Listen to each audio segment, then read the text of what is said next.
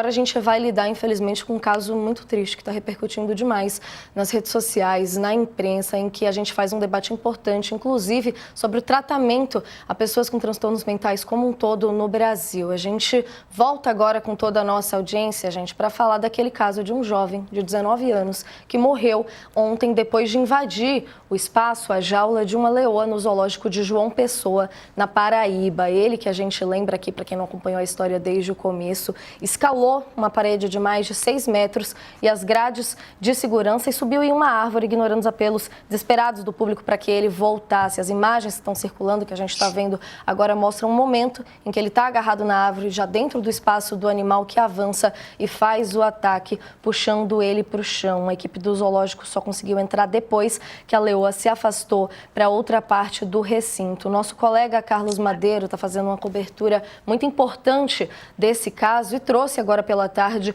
o destaque de que Gerson de Melo Machado, esse jovem de 19 anos, tinha contra si uma ordem de internação imposta pela Justiça pelo crime de dano qualificado, expedido exatamente um mês antes dele invadir essa jaula da leoa em João Pessoa. A Justiça chegou a prender o jovem, que era diagnosticado com esquizofrenia, no dia 24, mas a juíza da audiência de custódia resolveu liberá-lo no dia seguinte, sem determinar a internação adequadamente. A sentença determinada, a medida de segurança, datada do dia 30 de outubro, foi dada pelo juiz Rodrigo Marques Silva Lima, da 6ª Vara Criminal da Paraíba, que mandou interná-lo no Hospital de Custódia e Tratamento Psiquiátrico ou estabelecimento adequado para esse tratamento. Um detalhe importante é que, segundo a Defensoria Pública do Estado, o hospital citado não recebe custodiados desde 2024, em cumprimento à política antimanicomial que determinou o fechamento dos manicômios judiciários no país. Hoje não há mais unidades destinadas a pessoas com deficiência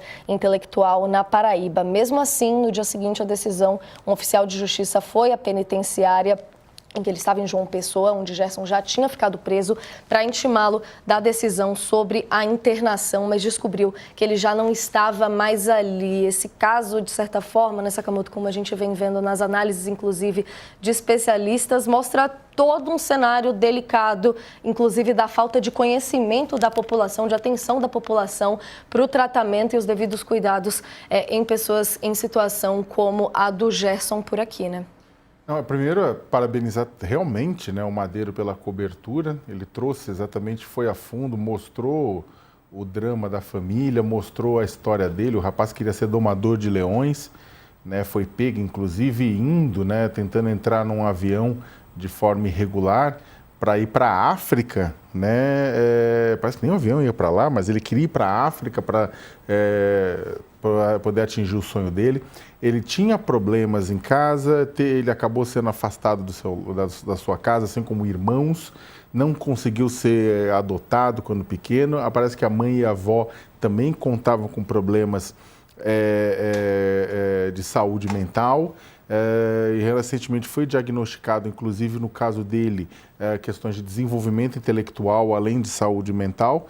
E, ou seja, o primeiro que aí você tem a primeira camada, que o Estado brasileiro não foi capaz de garantir a uma pessoa pobre, humilde, e com essa deficiência e com essa situação, não foi capaz de garantir proteção a ele. Então a gente já falha como sociedade nesse sentido, né? Num segundo sentido, você falha porque quando ele comete o delito, o dano, já era possível verificar que há um problema.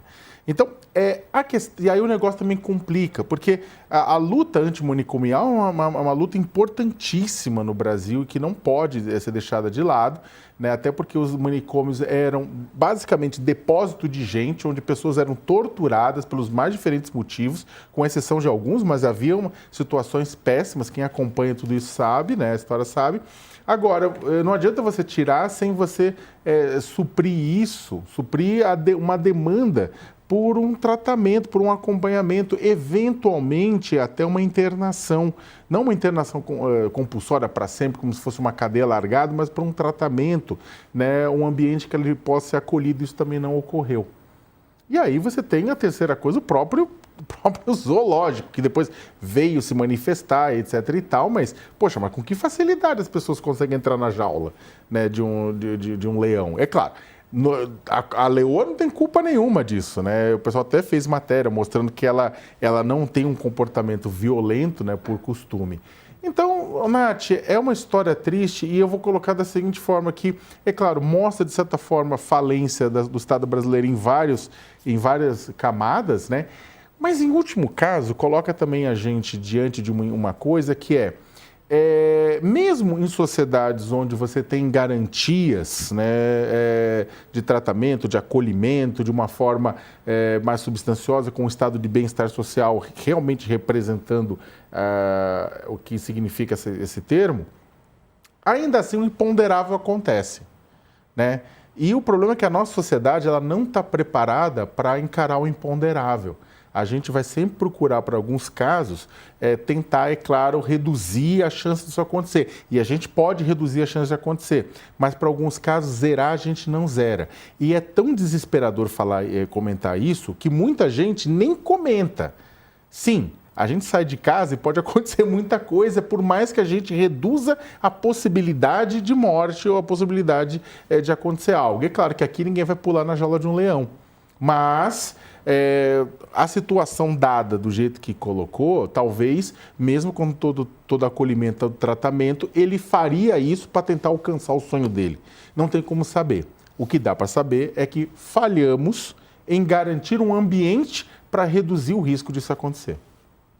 Garantia, trazer ali as questões de estrutura, as questões de sensibilidade, muito importante o destaque que você trouxe aqui, Sakamoto, sobre os sonhos dele. A gente estava tentando entrar em contato com a conselheira tutelar que acompanhou o jovem por muitos anos, a Verônica Oliveira. A gente segue tentando esse contato por aqui, mas trazendo rapidamente o registro do que ela também contou, tanto para o nosso colega Madeiro, quanto para a imprensa, dizendo que está arrasada, contando um pouco mais sobre esse jovem de 19 anos, o Gerson de Melo Machado, que era conhecido como Vaqueirinho. Ele que teve, segundo ela, toda uma trajetória marcada por pobreza extrema, esses transtornos mentais não tratados e o abandono familiar. E como o Sakamoto trazia aqui, ele tinha justamente o sonho de ir à África para domar leões. Ela que conta que ele foi uma criança que sofreu todo tipo de violação de direito, filha de uma mãe com esquizofrenia, com avós também comprometidos na saúde mental e que vivia em uma situação muito delicada. Queria te ouvir também sobre esse caso, Dani, que eu acho que desperta muito a sensibilidade de todo mundo, né, para o tema. Nossa, eu fiquei tão arrasada hoje lendo a reportagem, as reportagens, né, produzidas aqui pelo UOL, em especial a que trata de um dirigente de um dos presídios onde esse rapaz havia sido preso, né? Porque ele havia feito semana passada quase que um pedido numa live, né, de assistência, de socorro, de atenção, porque o Vaqueirinho precisava de ajuda. Ele passou a vida praticamente inteira no sistema prisional e ele estava forçando uma volta para a cadeia. Ele queria voltar para a cadeia. Ele chegou a jogar uma pedra num carro de polícia porque ele queria voltar para o presídio, que era onde ele conhecia as pessoas. E esse diretor da unidade prisional falava que quando você sentava para conversar com ele, muito rapidamente você percebia que ele lidava com o mundo da mesma forma, com o olhar de uma criança de 5 anos, foi o que disse esse diretor dessa unidade prisional.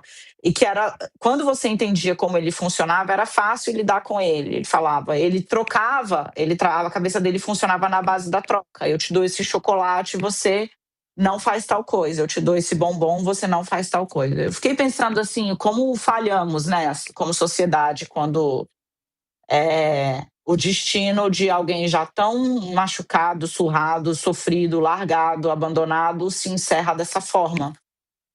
Trágico, trágico, né? Ele vai atrás de um sonho, conhecer o leão, escala 6 metros de muro, numa velocidade impressionante, usa uma árvore para tentar chegar no animal e é morto.